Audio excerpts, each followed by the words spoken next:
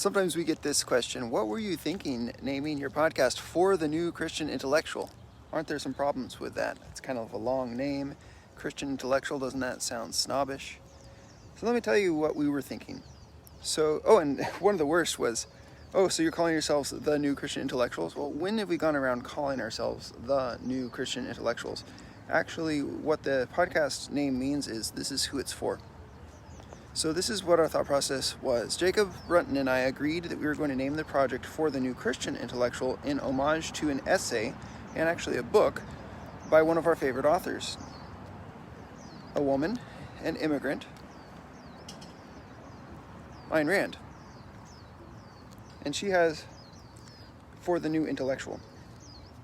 Her proposition is that the current intellectuals are just wrong. They're just fundamentally wrong on their approach to almost every philosophical issue. This is a pretty bold claim. And so people are going to be pushed away and turned off by the fact that you're making such a bold claim, no matter how well you do it. Not to say that we do it well all the time. Sometimes we come across as unnecessarily standoffish or whatever. But the overall point that we're trying to make is one that is going to offend, because we think that the intellectuals are useless, dangerous, worse than useless. We think they need to be replaced. And we think this is true of the non-Christian intellectuals, clearly, because they're not Christians. But we also think that even the Christian intellectuals are doing more harm than good.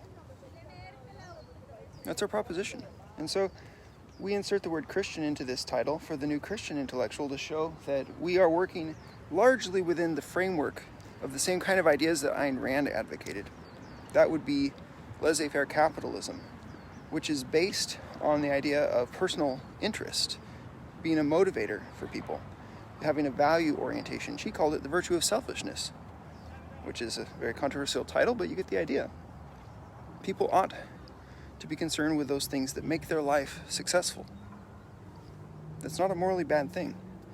And all of this is founded even more deeply on an epistemology of believing that we have the capacity to reason objectively. Not to say that we always do, not to say that everybody's ideas are good just because they sound good, but we are not skeptics about the question of whether knowledge is possible to man. And we are not skeptics about whether or not we have knowledge on certain propositions, such as the propositions of what morality means, what is morality, what's it for, and what's the government for, those kinds of things. We think that we actually have knowledge. We don't agree with some of the post-liberals who say that it's dangerous to even claim knowledge on those things. We just don't agree. So Jacob and I named our project to show the general direction that we're going, which is, it's Christian, it's philosophical, it's designed to help public intellectuals, or aspiring public intellectuals. It's for a certain kind of a person.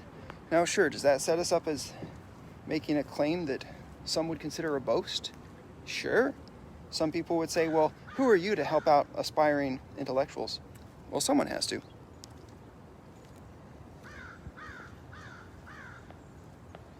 So we're showing the way forward for those who want to start a YouTube channel, or just an active Twitter presence, or who want to write a book, or be a conference speaker, or who want to work in academia, although that's probably not our main emphasis, because an intellectual is not just somebody who is a professional academic. We mean it in the broad sense of the term. And so as we say to people, I think I am an intellectual, I mean in the sense of I care about ideas as a hobby, and I work to communicate ideas. I'm a voice. I'm one voice among many, and it's a small voice currently, but we're working to expand it. That's just a public intellectual. That's just what the word means.